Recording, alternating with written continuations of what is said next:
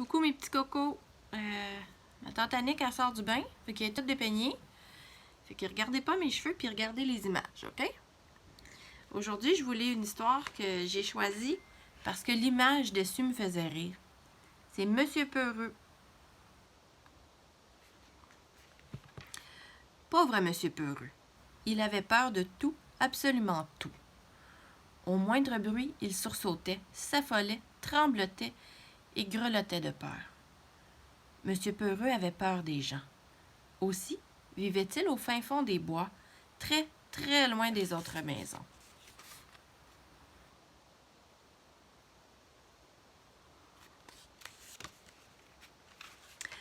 Ce matin-là, Monsieur Peureux dormait encore. Dehors, le soleil brillait et le vent d'automne soufflait doucement sur la forêt. Une feuille morte, emportée par le vent, frôla la fenêtre de la chambre de Monsieur Peureux. Il se réveilla en sursaut. « Juste ciel !» s'écria-t-il. « Quel est ce bruit effrayant? » Il a très très peur.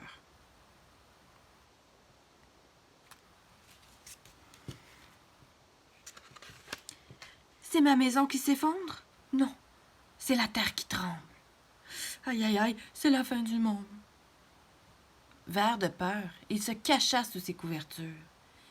Il lui fallut au moins 1 heure pour comprendre que sa maison ne s'était pas effondrée, que la terre n'avait pas tremblé et que la fin du monde n'était pas pour tout de suite.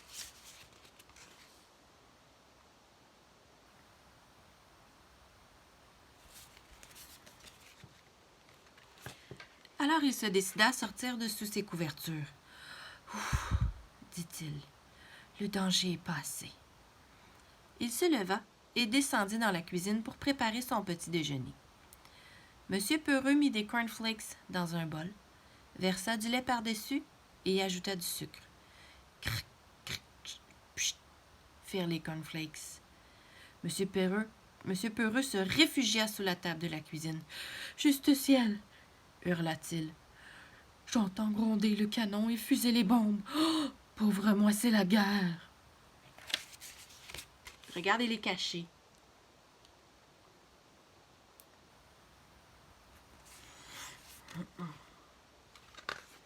Quelle imagination! Tout était bien calme dans la cuisine. Monsieur Peureux finit par sortir de sa cachette. Après son petit déjeuner, Monsieur Peureux alla se promener dans la forêt. Un ver de terre le vit s'approcher. « Bonjour, dit le ver de terre, très aimable. Monsieur Peureux eut la chair de poule. « Qui est là? Qui me parle? » hurla-t-il. C'est le ver de terre.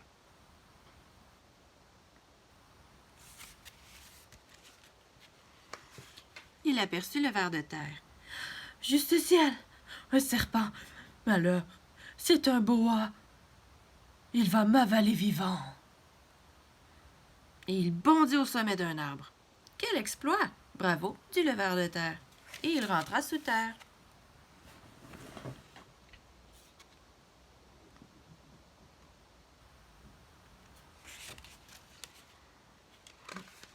Au bout d'1 heure, Monsieur Peureux se décida à descendre de l'arbre. Il continua sa promenade. Bientôt, il arriva en bordure d'un champ. Monsieur Peureux jeta un regard anxieux autour de lui. Personne. Vraiment personne.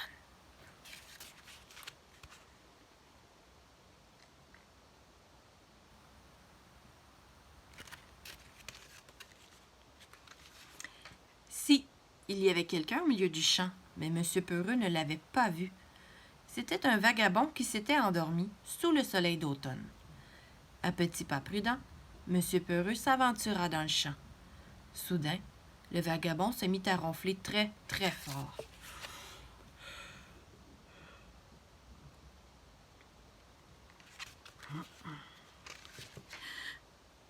« Mais qu'est-ce que c'est? » hurla Monsieur Peureux.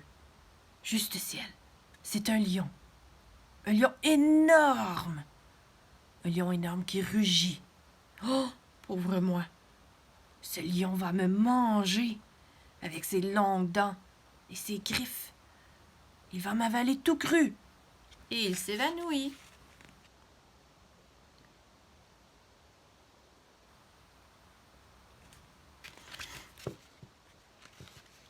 Mais ces hurlements avaient réveillé le vagabond. Il bâilla, s'étira, s'assit et découvrit M. Peureux, étendu sans connaissance à ses pieds. « Pauvre petit !» dit le vagabond, qui était un brave homme. Tout doucement, il prit M. Peureux dans sa main. M. Peureux revint à lui, se frotta les yeux et vit le vagabond. « Oh, juste ciel! Un géant! Oh, un ogre!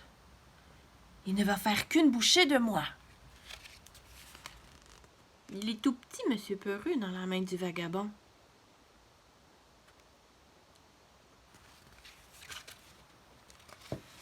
Voyons, du calme, mon petit, dit le brave homme.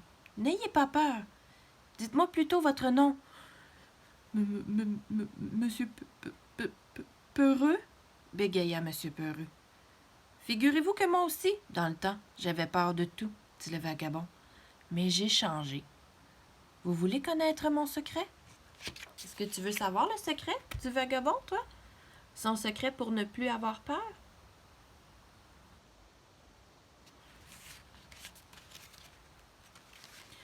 Monsieur Peureux frissonna. Oui, je veux bien, balbutia-t-il.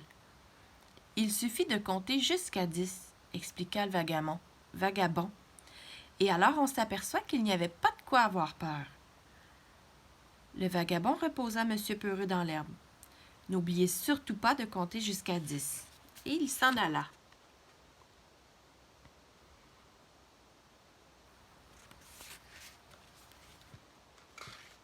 M. Peureux prit le chemin du retour. Il traversa le champ, il traversa la forêt.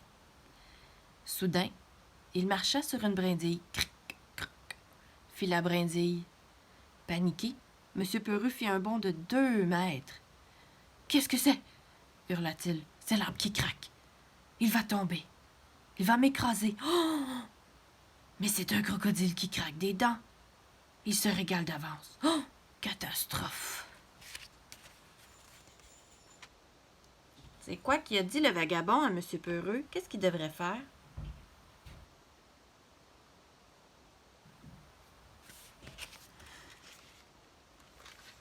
M. Peureux s'arrêta net.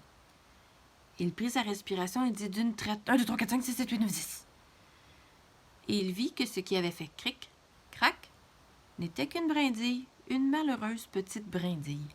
Oh, dit M. Peureux, je suis sauvé. Il est soulagé.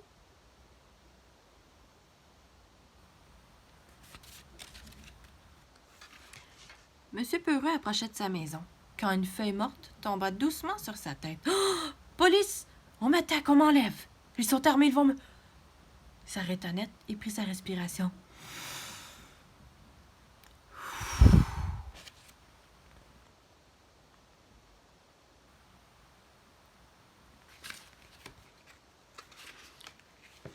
Un, 2, 3, 4, 5, 6, 7, 8, 9, 10. Et il vit que ce qui s'était posé sur sa tête n'était qu'une feuille. Une malheureuse petite feuille morte. « Formidable, son secret !» s'exclama M. Peureux, émerveillé. « Ça, c'est du sourire, hein? »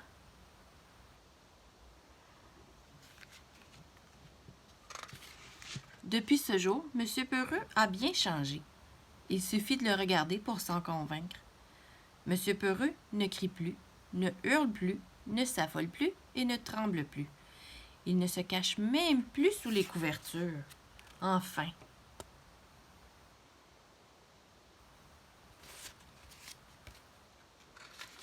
Plus très souvent.